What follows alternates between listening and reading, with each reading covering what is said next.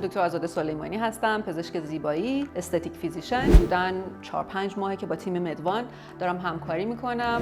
واقعیت اینه که همکاری با یه تیم حرفه‌ای مثل مدوان خیلی از مشکلات من رو کم کرد و چند تا فاکتور هستش که برای من به شخص خیلی مهمه. دلیل انتخاب و همکاری من با مدوان یکی این که خود در واقع تیم مدیریتیش پیگیری‌های آقای گوشبار خیلی خیال من رو راحت میکنه بابت اینکه همیشه یک کسی پیگیره و حواسش هست. حضور هفتگی سفیر واقعا یکی از حسن‌هایی هستش که تولید محتوای حرفه‌ایه که فردی که حضور فیزیکی داره خیلی کمک کننده است. این یکی از نکات مهمی بود که برای من مهم بود و خب خوشبختانه مدوان داره. پکیج خوبی هست برای من به شخص.